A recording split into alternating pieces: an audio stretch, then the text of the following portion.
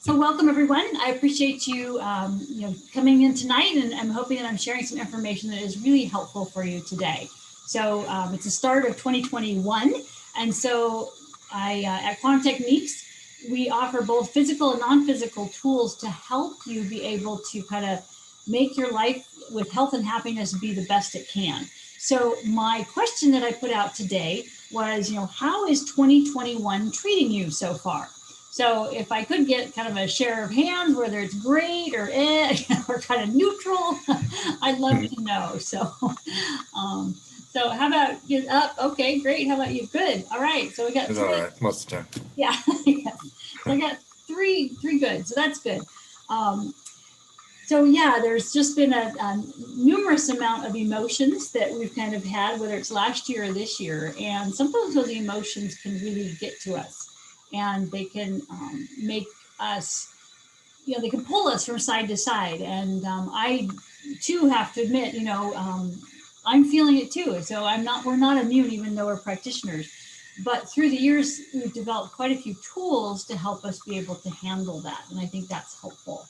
So whether you've had happy, sad, depressed, elated, stressed, fear, they've had kind of an emotion of all of them, especially last year and this year. Definitely.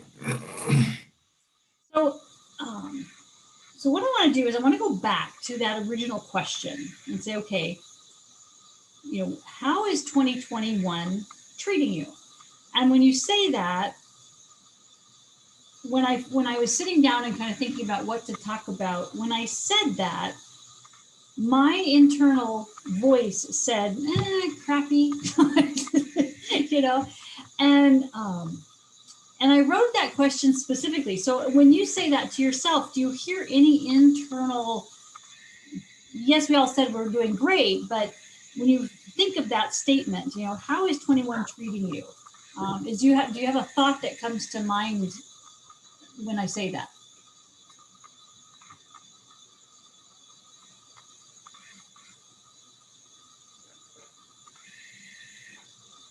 You have one, Scott or Anne? Well, so kind of a mix for me, and there's sort of the collective opinion that it's been such a crappy. Oh, you're talking 2021. Just any, I mean, 2021. I was thinking 2020 was like so tumultuous and crappy and stuff. But at the same time, it was a lot of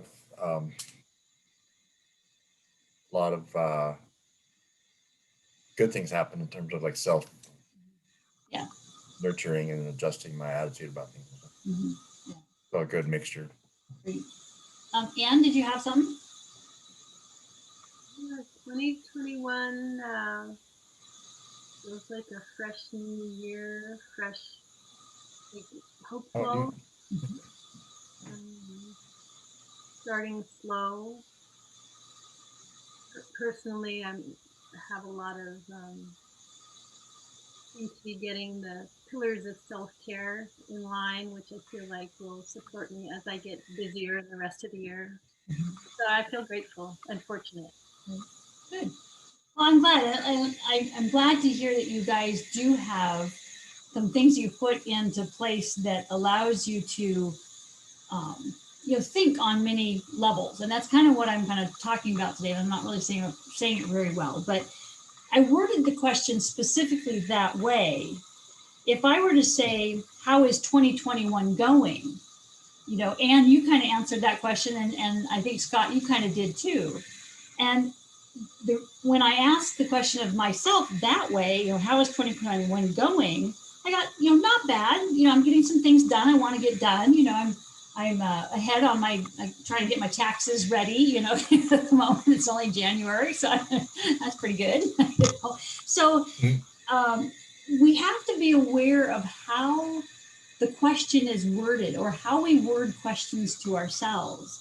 And that's one of the things and that's why I said, that's why I made that question specifically that way, to try to allow people to realize that there's a different way of asking the question that gets a different response. And the reason I'm saying that is because the first question, which is, how is 21 treating you, is more from a perspective of how is life happening to you? Okay. But the second one is how is the second one, which is how is 2021 going, is life is for you. And so that gets a different response. And so, so it's kind of the same way, or what that's kind of indicating is what is your mindset? You know, what have you created or put in place in your life that's allowed you to live from an inward perspective versus kind of like an outward perspective? And sometimes it's a little hard to explain, but I just remember once that I was collecting rents, and one of this guy came into our office to give his rent, and I said, "Oh, how's it going?" He's like, "Oh, I just found out I got cancer." And he says, when I find out who gave this to me, I'm going to sue him."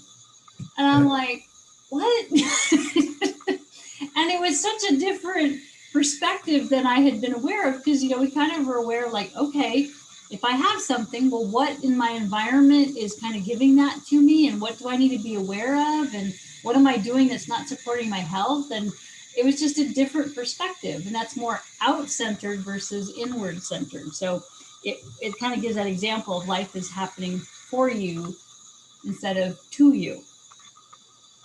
So a lot of times people talk about this as mindset, okay? And so it's putting in a habit of thinking a certain way. And so being able to look at the world around us and say, okay, what can I learn from this? You know, what is, how can like, I think, Scott, you said at the very beginning, it's like, hey, it made me slow down and look at, you know, things I need to evaluate in my life. And that's really been helpful. And so, you know, some people have done that and some people haven't. And so it's like, it's great that you have that mindset to be able to say, okay, hey, what do I want in my life? And to be able to have a good mindset to make sure that I am living it from perspective from inside, instead of just letting things happen to me on the outside. So I was kind of curious if you guys have a certain mantra that you do when living your life that helps you with that. So I've kind of mentioned, you know, life is for you, not to you. You know, what have I learned from this? So, Anne, I was curious if you have one. Sure, no problem.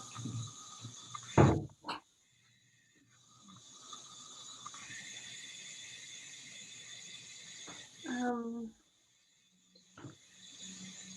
can't say it's a mantra. I've just, you know, sort of dedicated my life to just being self-reflective, self-responsible. Like I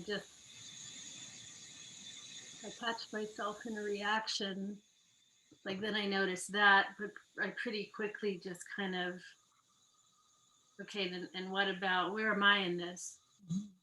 You know, like, is this a habit? Is this like, do I feel like, oh, this is like some childhood thing? Like, oh yeah, that's familiar. Like, is that really who I am now? So I just have developed those skills. So I don't really, it's not really a mantra. Mm-hmm. Yeah. So yeah, I want to come back to that. So Scott, did you have one that you're aware of, a mantra you say? Well, one that I have up on my wall here at my desk is the quest for knowledge goes on for eternity, which is something I heard in a near-death experience that I was listening to recently. And so that's been a theme for me. There's just so much stuff that I want to learn. And um, so um, so that's one. The other one is trying to remind myself not to get cocky, because when I start getting like cocky and think I can control things and stuff, then I start kind of usually doing something dumb and messing things up. Got it. I'm thinking of like, I don't know if it's a mantra, but it's like, can I feel my feet? Am I in, like, can I feel my body? Mm-hmm. Because there's like Yeah. there's sort of like a mental reaction kind of thing, and then like, oh wait, am I really actually here? Good. And thank you, Angelica, for joining us. We're just kind of talking about um, how we have a mindset that keeps us from just reacting to the world, and how to keep a good mindset to learn from the world. And so, Anne, I really liked what you had to say. I tend to be a visual, and so sometimes having a visual representation of what happens is really helpful for me. And so I think you said it really, Anne, really well, in that you said, I'm looking at whether the outside world and how I respond to it. And that's one way you can say it, is I'm responding or reacting to the world. And the visual I have for that is that Guy Finley talks about is Miro, where you're looking in a window, or a mirror, I should say, but you can kind of see through it to a window. So you are aware of what's going on in here as you watch what's happening out there. And you're, and I find that is a good way of remembering how to respond to things in my life instead of just react to them. And I think that that idea of responding, I have a 14-year-old, and I'm aware that he's reacting all the time. It's just, and so, he'll have a bad day and he'll just, come in the car and flop, it's like, oh, and there's all this emotion everywhere. And it kind of surprises him, like, wow, did I ever behave like that? And I know I did, and it's like, well, what makes us over time learn to not just react, but to respond? And I think that's that personal self journey that we're on. But that does take a practice, and it takes a practice to be aware of what you're doing and why you're doing it, and being aware of that. Um, so I want to give you another visual, and that is, and I think, like I said, I like visuals because it helps me to be aware of, okay, step back as I'm trying to do this process. So not only is it a mental exercise, but it's also a visual one. And this one I think sometimes can be helpful because it's even auditory.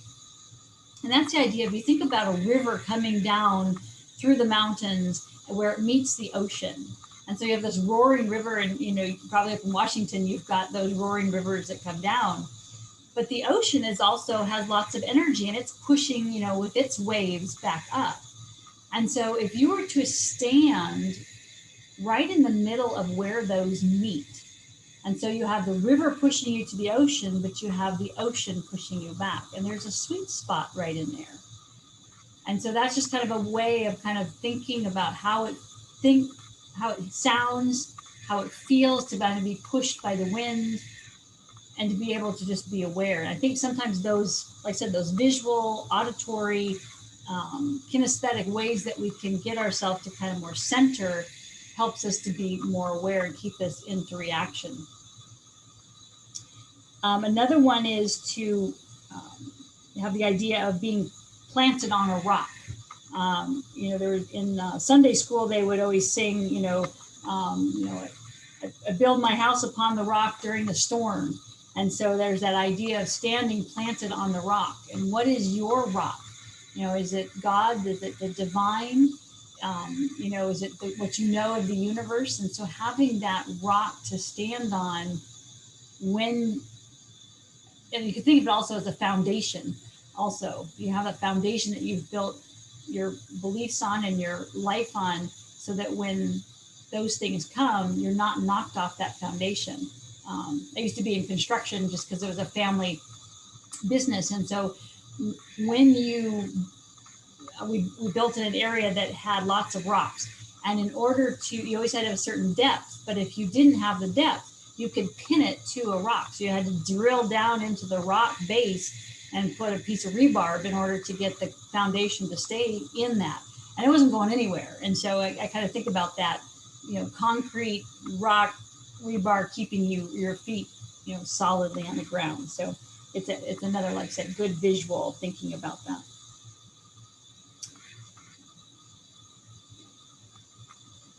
But sometimes it is, it is hard to not just react and respond. And I think sometimes we do kind of when I think about our bucket kind of gets full and of all our emotions and stuff like that. And so we tend to be close to the surface with those emotions. So we do react instead of just respond.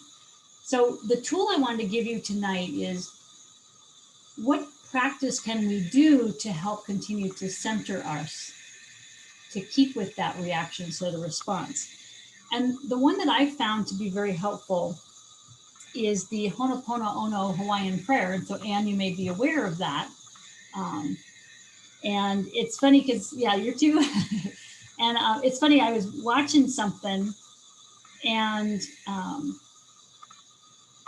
it was a repeat program, but not exactly the same. And so when I went back to watch it again, clicked on it, it was repeating the exact same place I had come in before, which was talking about the Ho'oponopono. And so it was almost just like a massive reminder, don't forget this. So, if I may, just because I'm from Hawaii, it's sure. Ho'oponopono. Yes, sorry. Ho'oponopono. Thank you. Uh-oh.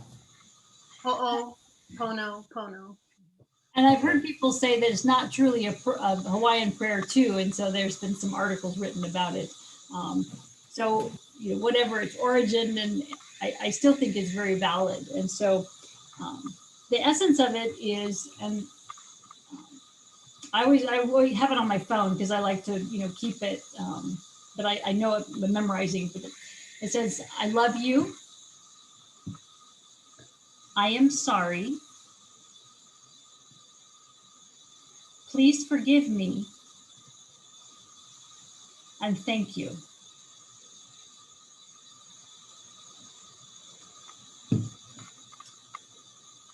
And so it's a matter of repeating that.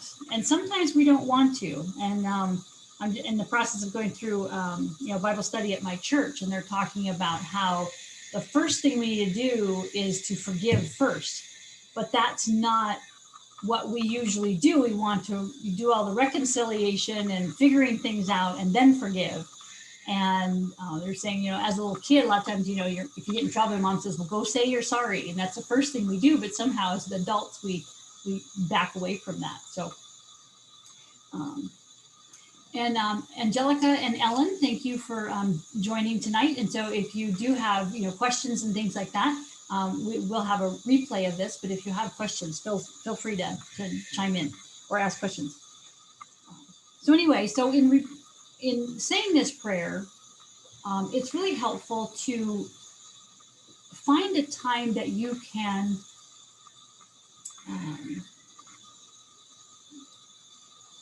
remember to say it, so that you don't,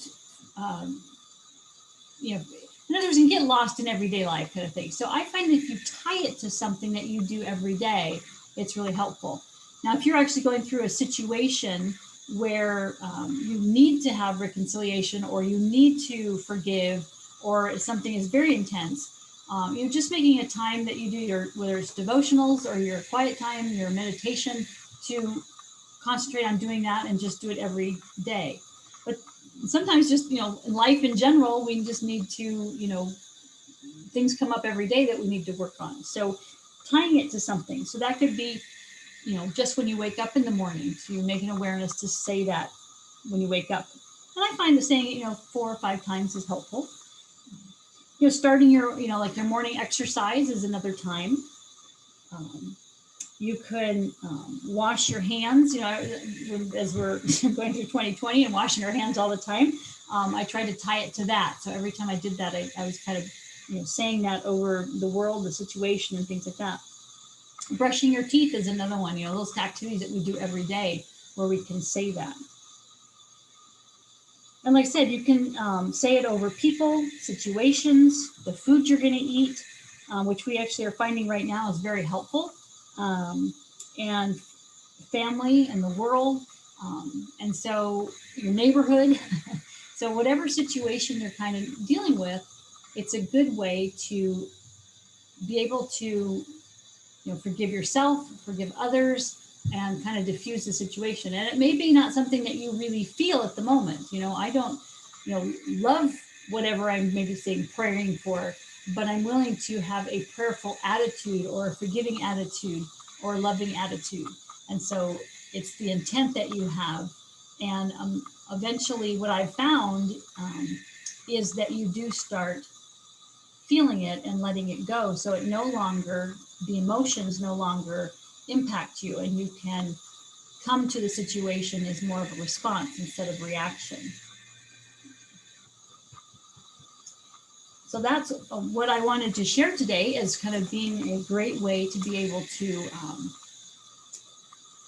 handle those emotions that come up, because it helps you be able to respond to situations instead of react to them. So does anybody have any questions? Or have had experience of using that?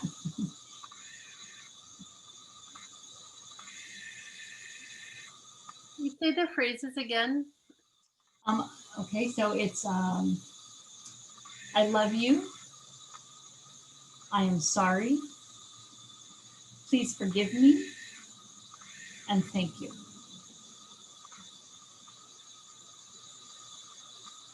I know there was quite a few, let's say, health groups when the oil spill happened in the Gulf that were praying that over the waters and the area and things like that for it to get better. I thought that was kind of unique as a collective. Everybody was praying that. Kind of neat.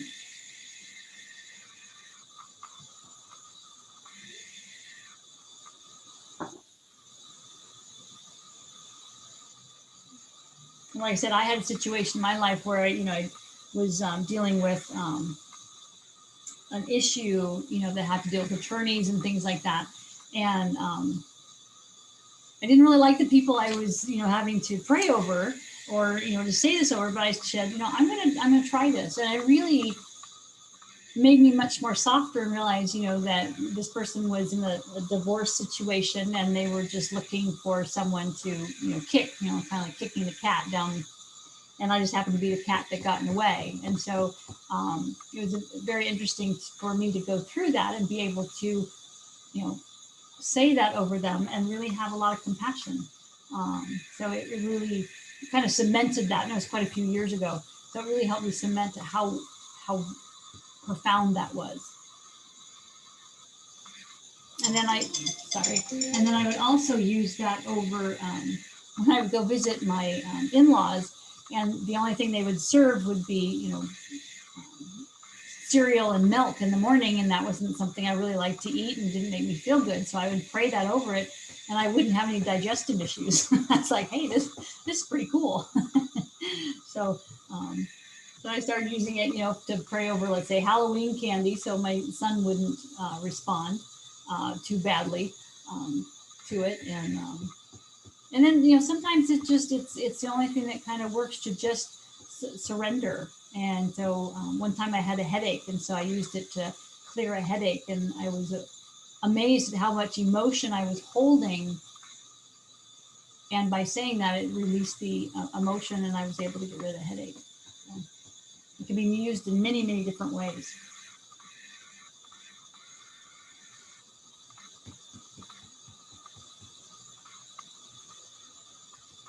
So in your experience, is it beneficial to sort of repeat it over and over, or just I think at least one time? 4 or 5 times is helpful, but I also wait for kind of a shift, a heart shift.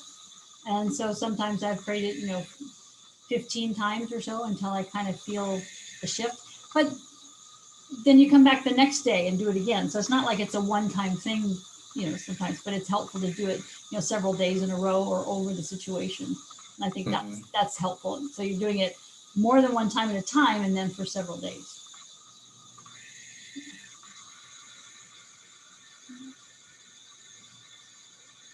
And I just think it needs, because it does, soften your heart, and yeah, that's why I like it.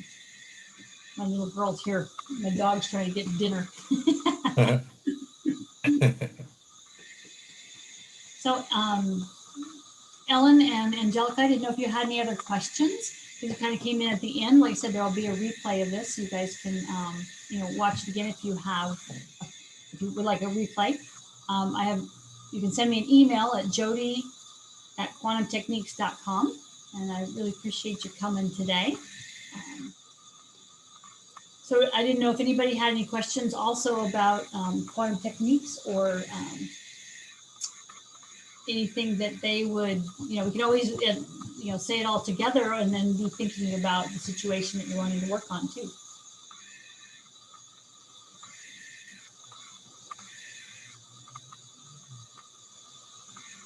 Why don't we say that all together? Because I think that'd be great to just kind of, see what you're wanting to work on and clear and to say that. So each of us think about the situation that we're wanting to work on. Let me get up here again. Let's see. All right. So just think of your situation. Okay. So, and we're going to say it all together. So I love you. I am sorry. Please forgive me. Me. Thank you. I love you. I am sorry. Sorry. Please forgive me. Please forgive me. And thank you. Thank you. I love you. Love you. I am sorry. Sorry. Please forgive me. Forgive me. And thank you. Thank you. Okay. Yeah. So it just warms my heart to kind of help people know how to help them have a better understanding of who they are and how to live the best life possible. So great. So if you guys don't have any other questions, I just appreciate you guys coming today and just grateful. I have a question. Sure. I think you said, I think I heard you say that you have found that it's helpful to say it over your food before you eat. Are you guys like testing it with quantum techniques, like truth techniques or something, or? Yeah, with quantum techniques, we can test to see if that's helpful. So that's, I don't do it all the time off for food, but I found it to be helpful over, like food that may not, like wheat and stuff like that. But I don't think it changes it, but it does change your body's receptance of it. Sometimes we have found lately that we're reacting to food a little bit more because of so much energy in the world at the moment. And so if you say that over it, then there's not a trauma field that's coming in with the food. Let's say, for example, let's say you're watching, TV while you're eating. So there may have been something there. So it's just, kind of helpful to kind of clear that out so you don't have any trauma that's coming in with any food or any herbs or anything like that. Cool. I'm just curious about quantum techniques in general. Like I kind of get it. I think other experiences like it, and I don't know if this is a time or the place, but I'm just really curious about even what an eensy weensy mini session might look like. Mm-hmm. Sure. So what we're doing is we're using muscle testing to find out why you're having a health issue. So you would present us with, hey, I'm having headaches, or I'm not sleeping, or, whatever your issue is. And then what we do is we feel like a lot of times what happens when you have a health issue, it's like lightning coming and striking your house. And when it does that, it blows the breaker. Okay. And so you made sure there's no fire. And so you're going to go back on into the house and you're going to switch the main breaker. Well, sometimes when that happens, not all the other breakers underneath it go back on. And so we have to individually go in and test. So we make sure that all that's online. So what am I talking about? Well, you have lots of cranial nerves in the face. You have all the spinal segments. You have the brain engines or the cortical contacts in the brain. So there's lots of things that you need to reconnect to make sure they're all communicating. Then we want to make sure that other people's energy is not impacting you. And so we test to make sure that you're testable and that's there's nothing interfering with having good answers in muscle testing. Then I'm kind of like going through it in my head. Then what we do is say, okay, what is, where did this origin start? In other words, did it start because of an external physical, like you have an inhalant in your environment, like there's maybe mold in your house? Did it start, or was a component of it also started because of an external non-physical? So somebody's energy was impacting you and is making you react and be more sensitive. Is it an internal physical? So you've come across like a pathogen or a toxin that you're eating every day, or something you're putting on your skin that's making you have that issue. Is it also, and then a non-physical internal, in other words, is there a belief or is there an emotion that's preventing you from being in a healing state? So if you're angry, you're not going to heal very well. So we kind of go through and find out what is it that's impacting you and creating this issue. We can also, because of what quantum techniques is, quantum is figuring out in time and space when this started. So we can go back and say, oh, you've got a bug bite 2 years ago that has made your immune system weak, that's making you now have this issue. I just worked on somebody earlier and she has a severe reaction to oranges. And so what we found is that 38 years ago, she had an orange that had 5 pesticides on it. So every time she eats it, her body goes into, fight or flight. And so we find out, what that is. So then we say, okay, well, where are you holding these inhalants and this people's energy and these pathogens and toxins and beliefs in the body? What organs, glands, and tissues? And so then once we identify it, we feel like what the body can see, it can heal. So it didn't know there was a parasite somewhere in the body that was blocking the body's ability to heal. So we identify those to the body. Then we make sure that you have good detox, so the body, now that it knows it's there, can get out of the system. So we make sure the liver's functioning well, your detox pathways are online. And then we give you an acupressure code, which is basically, touching the different acupressure points that help your body to clear it. And every time you read that code, it retreats your body to get that out of your system and to get the balance back. So that's an example of what a code is and what we do at Quantum Techniques. I appreciate that. When you started this class, the how I ask a question, how one asks a question makes a difference. Mm-hmm.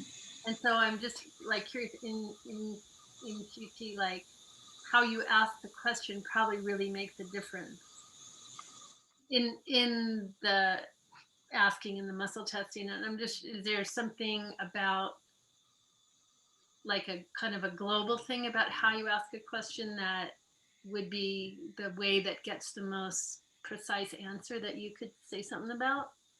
If you know what I'm Yeah. So for example, I'm going to use the orange. So she said, well, so she had the orange that brought in the 5 pesticides, but she also had a non-physical, which was a belief system of fear. Okay. And so she's, well, I've worked on all my non-physical, so I can't imagine that's really impacting. Then I can ask, well, what % of the physical is creating this response versus the non-physical? And I got the physical is 95% of the issue. So yeah, you're right. There's a little component of that, but it may not be all of it. Another way I was thinking when you said that was, oh shoot, I thought of it.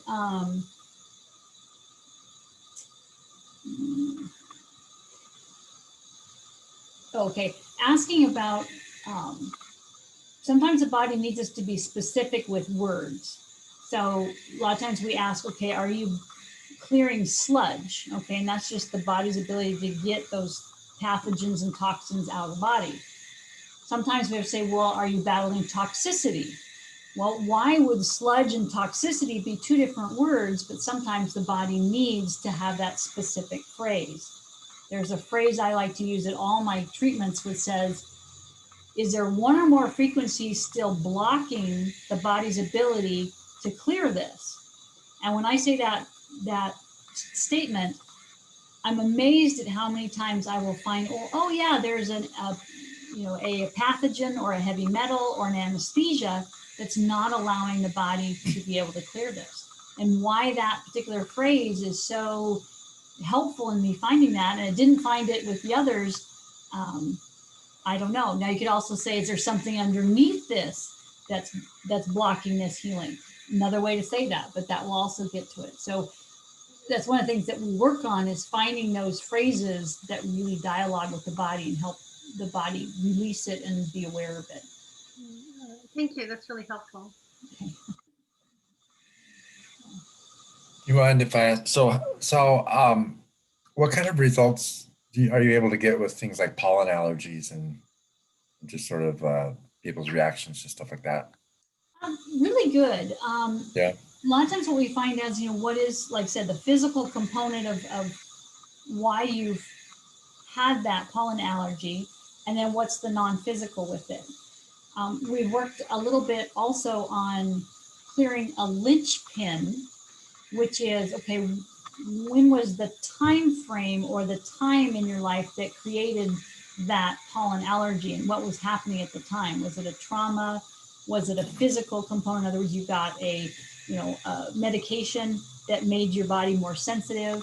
And so we find out what is that linchpin that made it more sensitive. And that's really been able for us to really pinpoint what that is to clear it. Then you give a code to kind of heal the linchpin moment. Or, Yeah. Huh.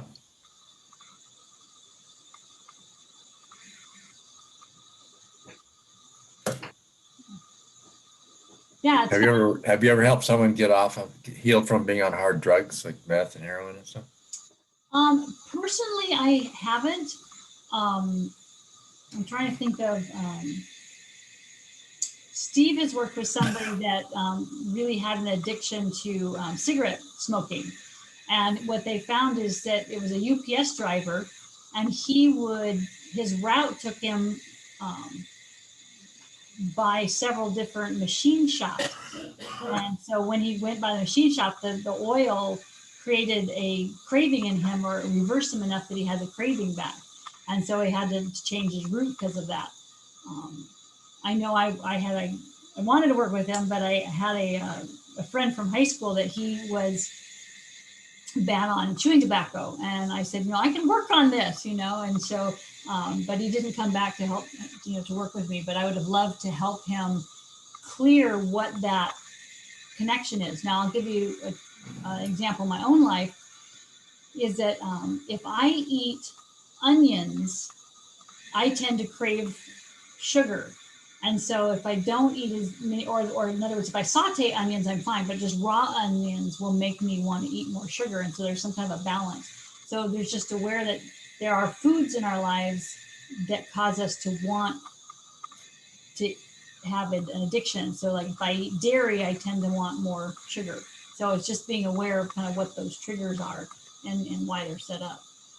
So, but obviously in dealing with someone was working, having an issue with codeine, there's a lot of issues with, okay, is the liver detoxing? And typically it's not in that case.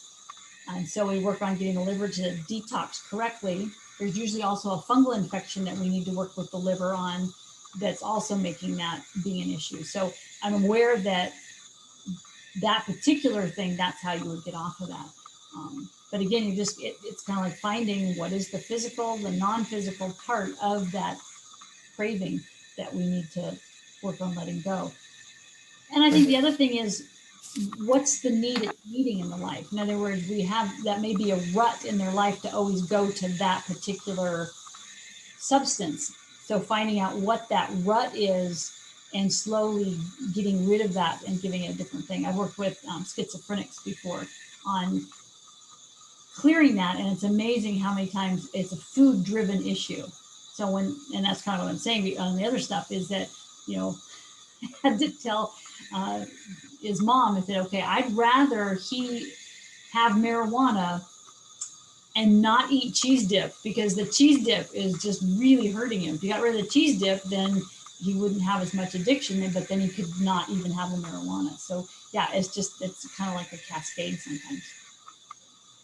Well, that's interesting. You said that. I actually work with a young man. I'm a case manager, so who has schizophrenia and who wasn't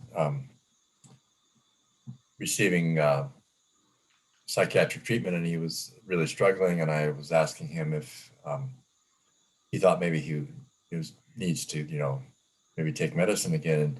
And he said, well, no, I think it's I'm not eating the right foods. This was his opinion, and he's not getting the proper nutrition and stuff. So.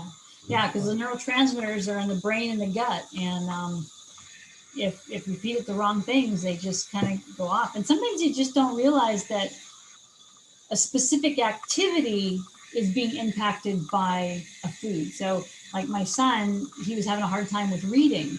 Well, we found that corn was not allowing him to concentrate or comprehend what he was reading. So once you take corn off, then he has his comprehension back. So, sometimes it's just one little thing. Yeah. So did you test out through quantum techniques, or was it more trial and error with the? Yeah, no, it was quantum techniques testing. Cool. To find out what was going on. And it cleared up a lot of other things, then his face got less, oily, and his hair got less oily. And so, yeah, I was kind of cleaning stuff up. So now he has to avoid corn, or will you be able to help him heal that reaction so he doesn't react to corn anymore? Yes and no. So Okay. He tends to, like pick one snack food and that's all he eats. And so he was ODing on corn. So we've removed corn. Yeah. So we've removed the corn. And so now his body's getting his balance back. But at the same time, I'm working on what is the addiction to the corn and the linchpin and things like that, so that he's not so driven to that. So I'm clearing that while he's having a break from it, so that when he goes back, he can say, hey, I'd like a little bit of this chip, and I would like, and have different snack foods and not just go to the same thing. Okay.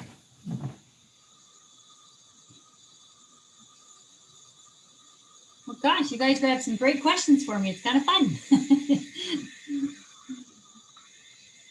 Well, I sure appreciate you showing up tonight. And like I said, I try to do these once a month, and try to do a topic that you guys are interested in. And so if you have something you'd like me to cover, I'd love to know what those are, so I can really meet your needs. But I will. Hey, one more question. Could you recommend a good starter little training tidbit from the Quantum Techniques website, like either like Truth Techniques or some I haven't looked at them for a while, but I've been meaning to take one of their little buy one of the training videos or whatever. We just got a new website, and so I do believe the office doesn't have a ton of them in it. We kind of put the things that sell the most. But Truth Techniques and learning how to muscle test, I think, is really key. And I think that's really helpful, because once you learn that, then it's like the world is open to the exploration of knowing what can you test, what questions can you ask, and it really helps be able to help answer your questions, so that you're able to kind of really help with your knowledge. So, okay. Yeah, so I think Truth Techniques one is, I don't know if that's the exact name, but they would help learning how to muscle test. Cool.